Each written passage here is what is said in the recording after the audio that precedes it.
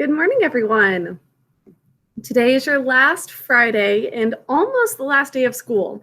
After this, we just have a day and a half next week. So we are so close to the end. Now, today we have a little history story that is going to continue where we left off learning about those 3 pointless wars and the 7 Years' War. Wars fought between France and England and Spain. And fought in the colonies, really, especially over the land in North America. So let's continue there. I'm on page 209 in Story of the World, starting with the story of discontent in the British colonies. Discontent means you're not happy, you're not content with the way things are going. So they're starting to get restless. They're starting to think, I think there's something out there that's better for us. Now, the English Empire, and actually here is a cool map first. So this is the area that we're talking about that shows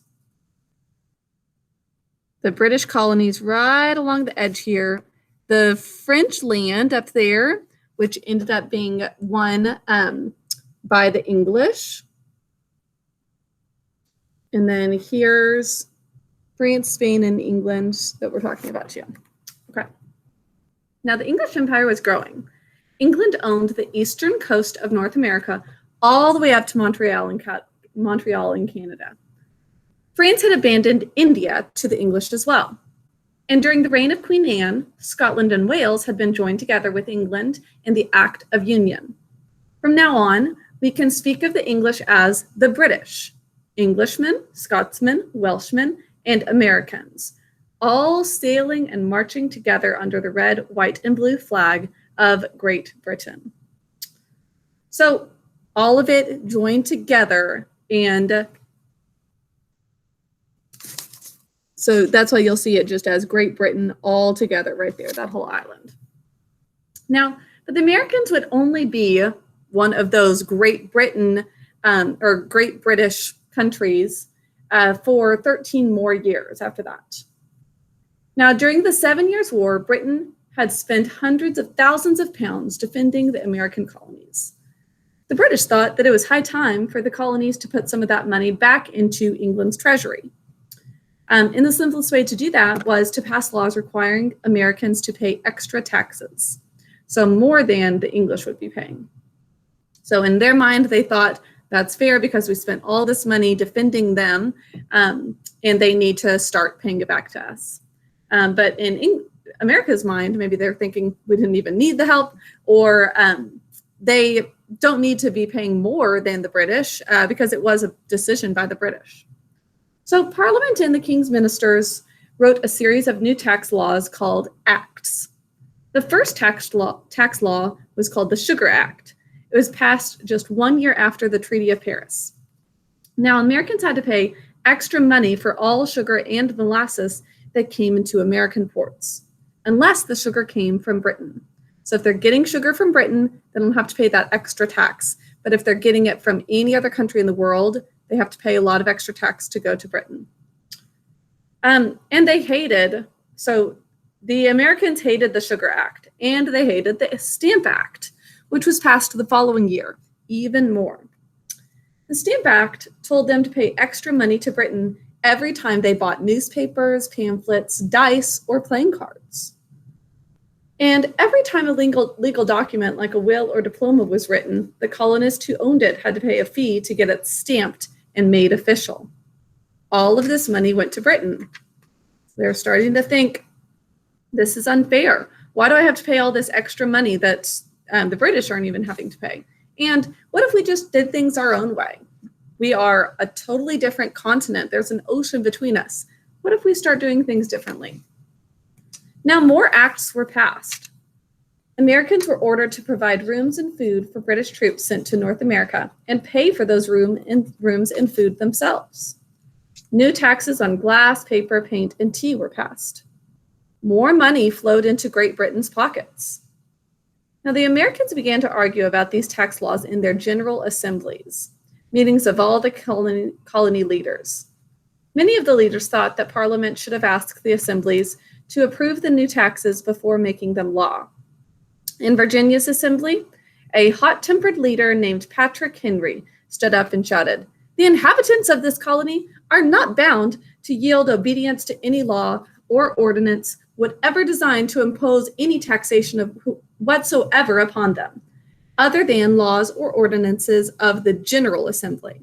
So we're not going to pay taxes unless it was something that we decided on together in the General Assembly.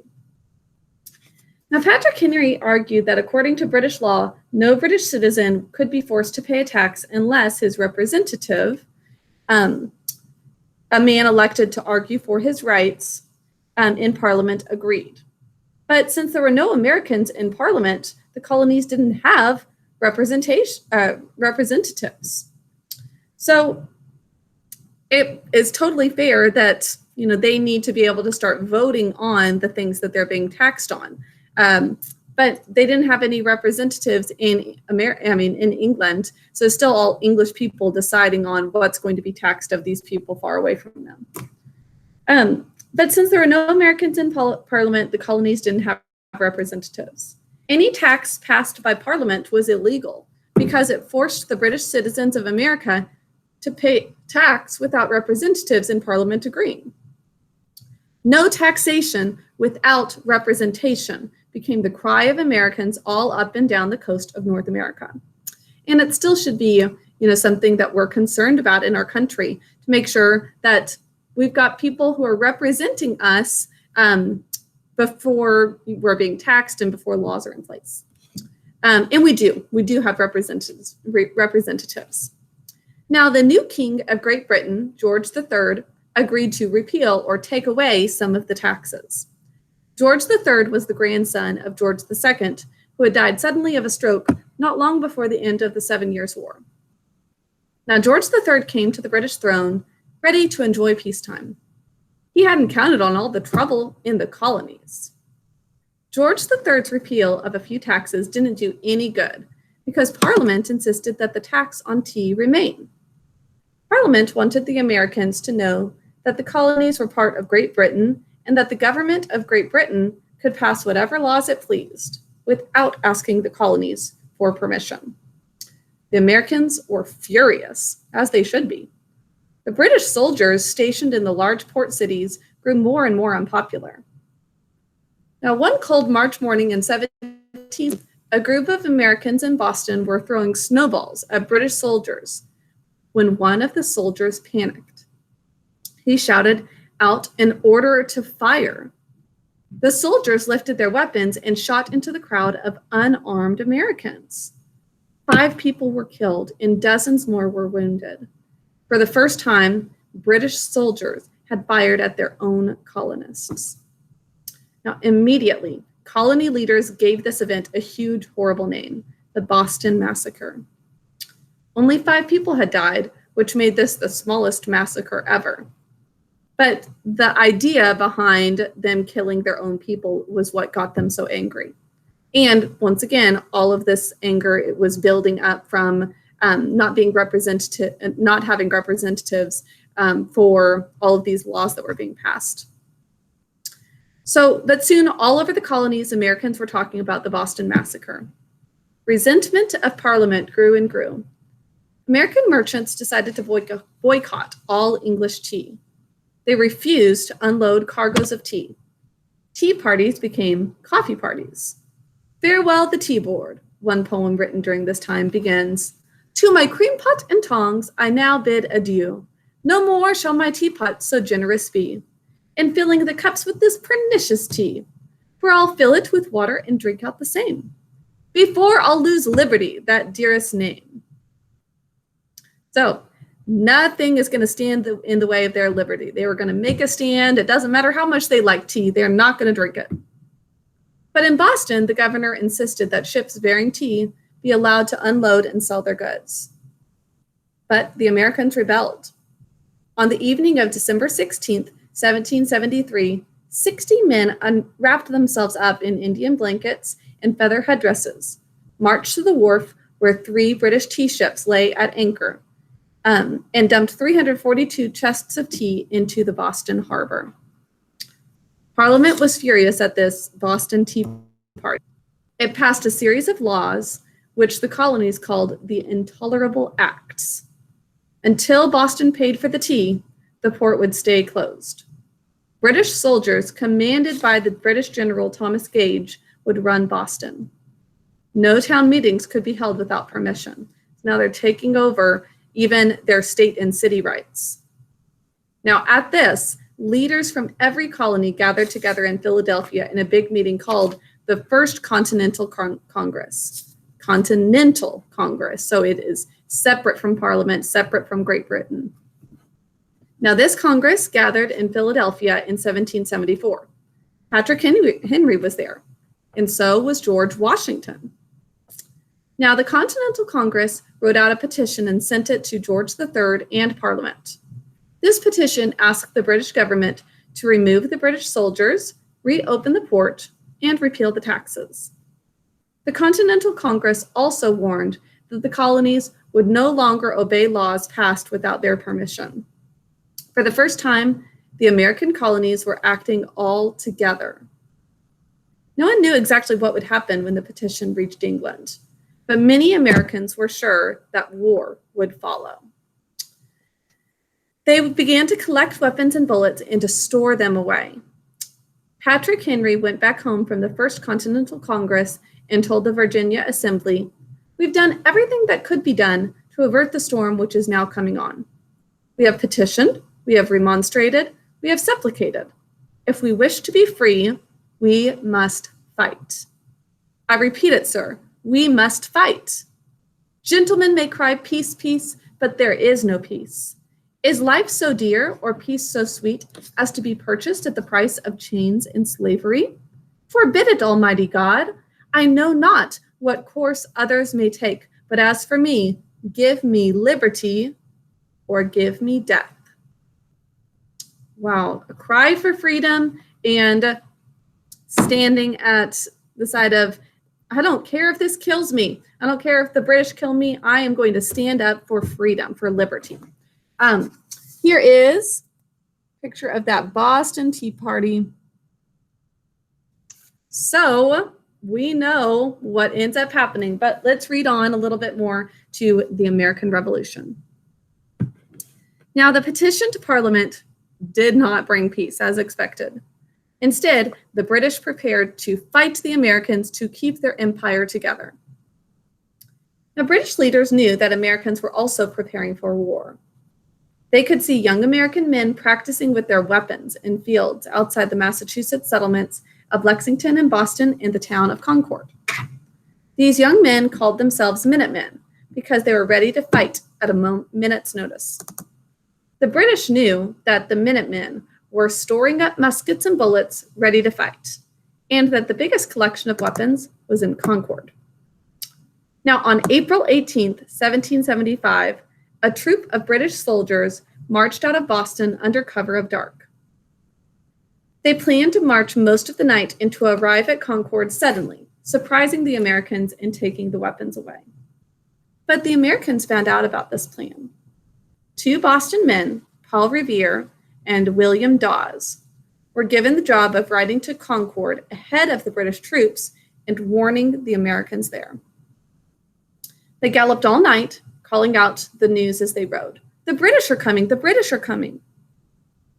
All along their path, Americans grabbed for their weapons. Minutemen gathered together at Lexington, halfway to Concord, waiting for the British troops to march into view. The soldiers arrived at Lexington early on the morning of April 19th. It was a cool, foggy morning. The officer in charge saw the Minutemen gathered in the midst, blocking his way. So he pointed his sword at them. "Lay down your arms, you rebels, or you are all dead men," he shouted. The men stared back at him, their muskets ready. "Fire!" the officer shouted. Muskets began to sound. 8 Minutemen fell. The rest retreated. But when the British arrived at Concord, they found more Minutemen gathered. Both sides fired their weapons. More Minutemen fell to the ground. So did British soldiers. The British tried to find the weapons but could see nothing. So they started back toward Boston. All the way, the Minutemen followed them, shooting from the cover of trees nearby. Before the journey was over 200 British soldiers were dead, and the War of American Independence had begun. Now, the news spread all through the colonies. Men got ready to fight. The Second Continental Congress met together and made George Washington commander of the whole colonial army. Meanwhile, on June 17, 1775, the first huge battle of the war took place. The British attacked the American soldiers camped on Bunker Hill, a high hill above Boston. After 3 charges, the Americans were defeated, and the British were in control of the hill. But the British had lost 3 times as many men as the Americans. Then Washington arrived in Boston and took on the job of turning this ragged collection of Minutemen and volunteers into an army ready to face the British. He didn't have enough weapons or enough food. Many of the soldiers didn't even have shoes. Most of them could leave the army whenever they wanted, and many of them did. But Washington built a military camp and drilled his army into shape. The Americans fought on. More and more Americans began to argue that the war should lead not to representation in Parliament, but to actual independence. So it started off as just, we want to be represented. We want to have Americans there making decisions for us. But now they're saying, we just want to be separate from Britain. The American writer Thomas Paine published a pamphlet called Common Sense, pleading for the Americans to break completely from England and to publish their reasons for doing so for the world to see. While we profess ourselves the subjects of Britain, Paine argued, we must be considered as rebels. We're a manifest to be published, setting forth the miseries we have endured, and the peaceful methods which we have ineffectually used for redress. Such a memorial would produce more good effects. So, thousands and thousands of Americans read Common Sense, and they agreed that they needed to strive for independence, even if it means being rebels. They should do that. In May of 1776, the colony of Rhode Island became the first to declare itself independent of Great Britain. A new Continental Congress met in Philadelphia to write out the reasons why the colonies, now called states, needed to form their own new country. A Virginian named Thomas Jefferson was given the job of writing the first draft of this manifest. Now, on July 4th, 1776, the Continental Congress approved Thomas Jefferson's manifest called the Declaration of Independence. When in the course of human events, it becomes necessary for one group of people, to dissolve the political bands which have connected them with another, and to assume among the powers of the earth the separate and equal station to which the laws of nature and of nature's God entitle them. A decent respect to the opinions of mankind requires that they should declare the causes which impel them to the separation. The declaration went on to list all of the wrongs done to the colonies by Great Britain. These united colonies are, and of right ought to be, free and independent states, it concluded. They are absolved from all allegiance to the British Crown, and all political connection between them and the state of Great Britain is and ought to be totally dissolved. Now, in response, the British landed 30,000 men in New York and attacked Washington's army. The Americans were defeated and forced to retreat for miles and miles, with the British following in triumph. Washington only had 3,000 men left. Volunteers had left and others had deserted. Washington knew that he could never face the British army and win, so he decided on a surprise attack. On Christmas night, 1776, Washington's army was camped on one side of the Delaware River. German troops hired by King George III were celebrating on the other side, drinking beer and dancing. In the middle of the night, Washington marched his men to the river and shipped them over a boatload at a time. It is fearfully cold and raw, and a snowstorm is setting in, one of his aides wrote. Some of the soldiers have tied old rags around their feet. Others are barefoot. The storm is changing to sleet and cuts like a knife. The boats were in danger of overturning or losing their way. The men were in danger of freezing to death. But Washington persisted. The Americans reached the other side, surprised the German troops, and defeated them, taking over 1,000 prisoners. So it pays off to persevere. They were freezing barefoot, and a snowstorm was coming in, and it's the middle of the night, but they continue on and they're victorious. It was worth it. "It is a glorious victory," the aide exclaimed. "It will rejoice the hearts of our friends everywhere and give new life to our hitherto waning fortunes." But the war wasn't over yet. Everyone watching was sure that the American resistance would soon collapse. After all, the British Empire had just won the 7 Years' War. The colonies would not be able to resist much longer. But then, in 1778, the tide turned. France decided to join in the war and fight with the Americans against their old enemy, the English. And then Netherlands and Spain joined in the revolt as well. The English began to tire of the war. Once more, the colonies were draining Great Britain's treasury. So started to team up with France, with Spain, with the Netherlands, even though later on in history, America eventually does become an ally of Great Britain again. But in 1781, Washington's army managed to corner the largest British force at Yorktown on the coast of Virginia. A French fleet sailed up to the shore, cutting off the British retreat. Finally, the British commander, Lord Cornwallis, decided that he had no choice but to lay down his arms.